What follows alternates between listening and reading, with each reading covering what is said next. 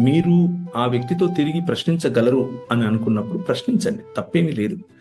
కానీ ఏం చేసినా కానీ ప్రేమగా చేయండి. అవతలి వ్యక్తిని సంపాదించుకోవడం కోసం చేయండి. ఈరోజు చాలా చాలా ఒక రకంగా డిస్టర్బింగ్ పని ఏంటంటే, ఆ, తిరిగి ప్రశ్నించేటటువంటి వైఖరిలో గొడవలకు దిగటం, దూషించే పనులు క్రైస్తవులు చేయటం వద్దు. అలాంటి చేయకండి. అది మనం మనం మనం చేస్తున్నటువంటి పని ఒక లక్ష్యాన్ని మనమే ఓడించిన వాళ్ళం అవుతాం.